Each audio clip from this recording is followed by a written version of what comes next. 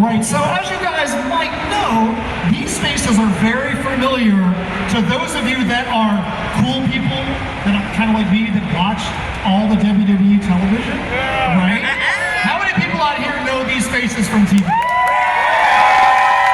many people out here like these spaces from TV? How many people out here love these spaces from TV?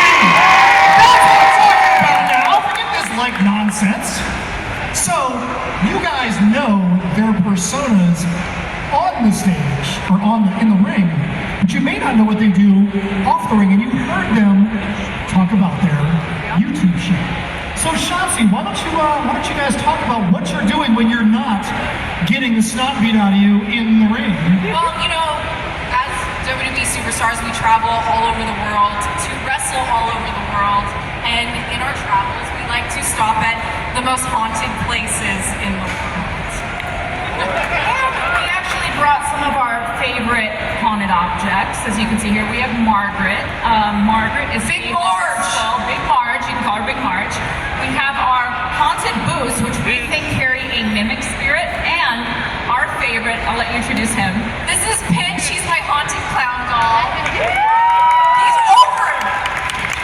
Kross, what do you think of Pinch? I love Pinch. I don't know about the other two items, I'm being honest with you. It's going to take me a little bit more time to get used to those ones, but Pinch is my boy. Yeah. So, little backstory on Marge. We actually bought her at Dysfunctional Grace, which is pretty close to here in Ybor, and she's known to move. Like, they'll show up to the shop and her skull is just like, oh, turn around. And the night we got her, we actually put a lot of cameras on her, and there were orbs coming in and out of her, so definitely very, very active, which we brought some REM pods we'll turn on at the end. We'll see if anything activates. If nothing happens, well, that's okay, because at least you guys know we're not faking it. I actually kind of want to turn on a REM pod right now and see if it goes off while we're doing this. Would you guys like me to do that?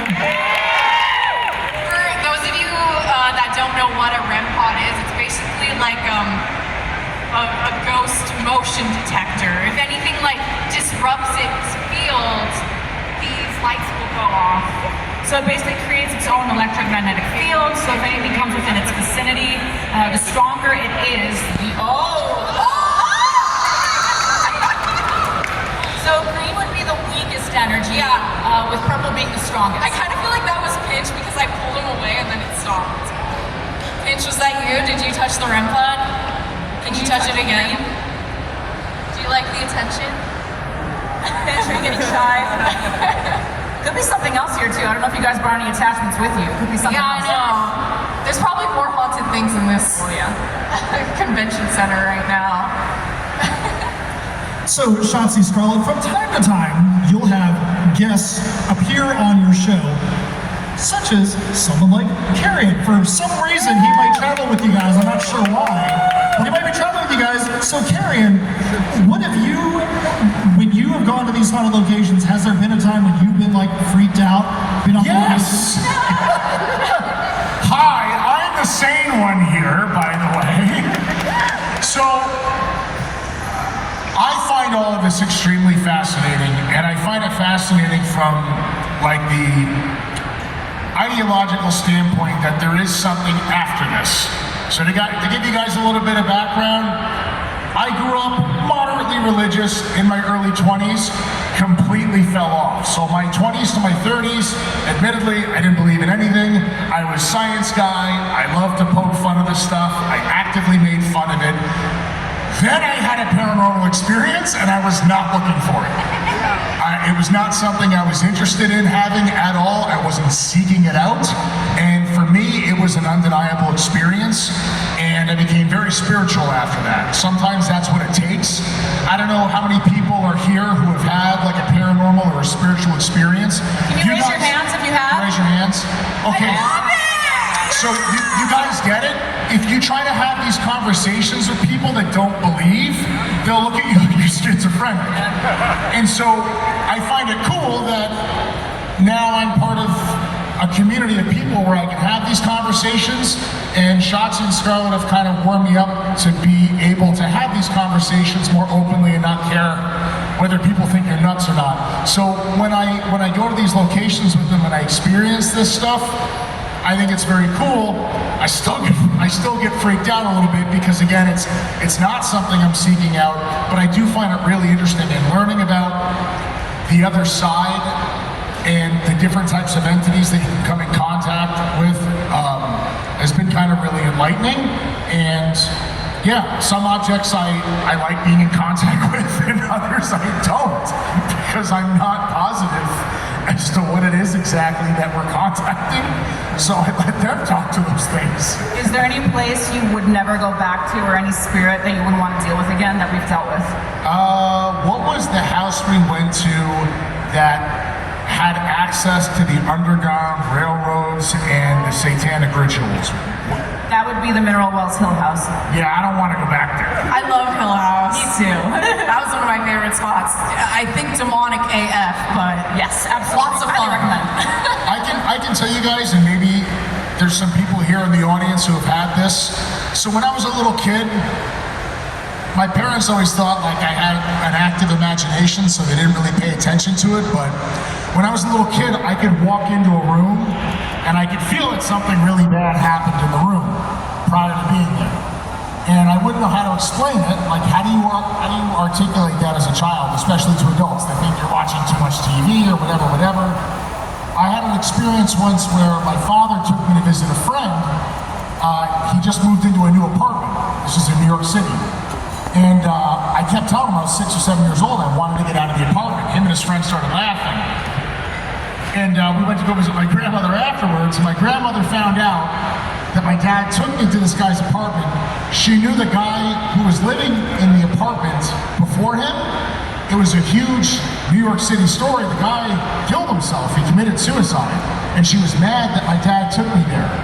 And that, you know, I had a feeling I wanted to be out of the apartment. There was nothing wrong with it visibly, but it was a bad vibe. It was almost like, you guys remember when you were little, when somebody would leave the TV on in the house, but the volume was down like a static screen, and you couldn't see the TV, but you knew a television was on in the house? I still get that to this day. When I walk into a room, it's just a weird vibe. That's the best way I can explain it. I wish I could articulate it better than that. But does anybody, as a show of hands, do you have that sort of vibe? You guys remember people? Okay, cool. So we're the crazy ones. Everyone else is fine, right? Hey, you're at Spookala. Of course, this is where you're going to find these awesome people. You know, for sure. This is not 90s con. This is Spookala. This is where these little people are going to be at. So, Scarlett, Shotzi, what has been your favorite location to go to where you felt like we actually hit the jackpot, so to speak, in finding a really active environment? Well, my favorite spot was Lizzie Borden because we came in. Yeah, Lizzie Borden was a trip. But we came in with like, we wanted to figure out who murdered these people. Was it Lizzie Borden? And I feel like we solved the case. Not only that, but with our equipment, we were able to find out where Lizzie hid the weapon. And it actually connected us to the people who own U.S. Ghost Adventures. They were so impressed by our investigation and what we found that they sent us all this amazing ghost equipment. But that was probably one of my favorite investigations ever. Oh yeah, it was awesome. Oh, and Scarlett levitated. I levitated, and then Kross got touched in sleep. I didn't like it. So if you guys ever get a chance to go stay at the Lizzie Borden house, it's legit. Garnet House was really awesome too. We're going back there this month actually, so we're going to Sally House, Garnet House, and we're going back to Hill House actually this month. Yeah. So those are probably like the 3 scariest demonic locations that we know of in America. Garnet House, if you want to see objects actually move, get thrown right in front of you, we watched a truck move from one side of the room to the other. It was a toy truck. So if you want to see something like that, go to Garnet House in Kansas. So, you guys have had other WWE superstars other than Kross that have come with you. Who has been the most fun from this person was so scared, they just were totally freaked out, like you wouldn't have expected it to be that loud? Grayson.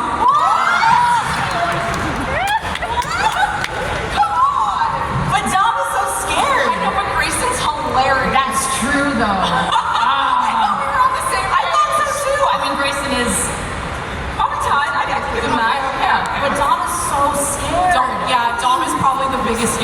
that's ever been on the show. And we never invited him. That's the funny thing. It's always his girlfriends who invite him. It's Yeah. actually Liv who invited He him always last gets time. suckered in. Yes, and then Liv couldn't make it, so we got suckered in last time too.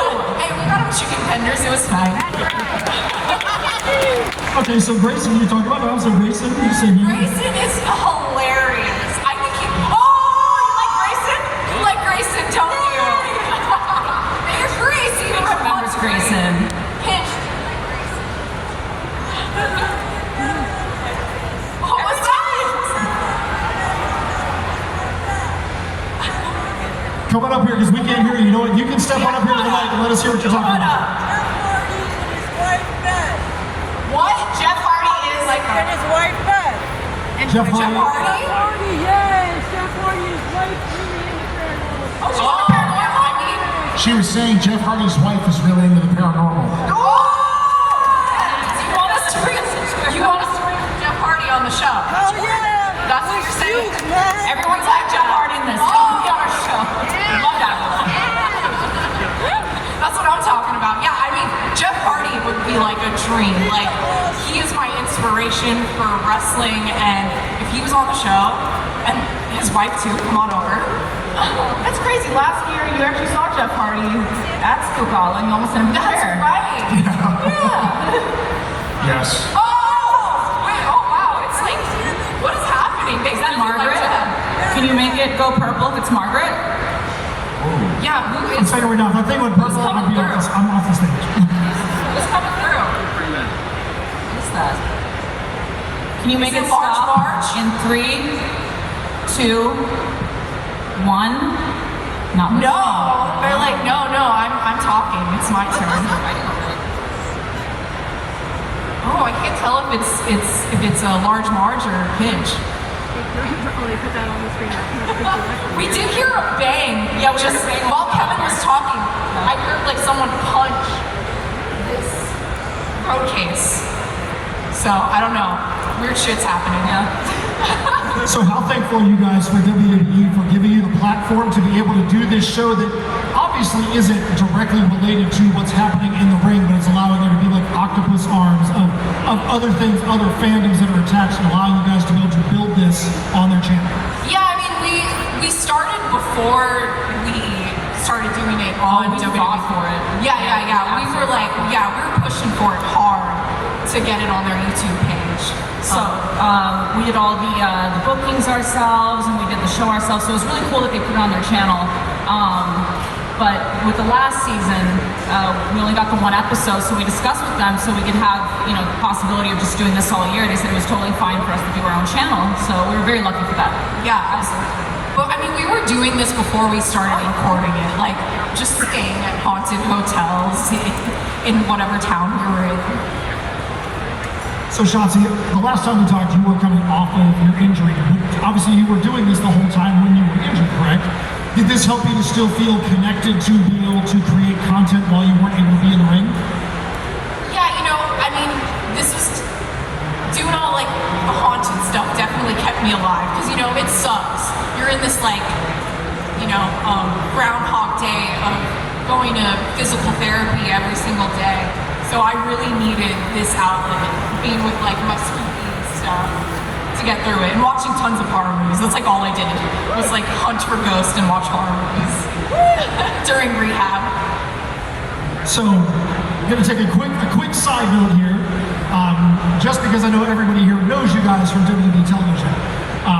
With WrestleMania coming up, what is the match that's going to be on the WrestleMania card that you're the most excited to actually see as a fan of WWE? Because I know, obviously you work with the other wrestlers in there, but there's some stuff that you want to see just as a fan.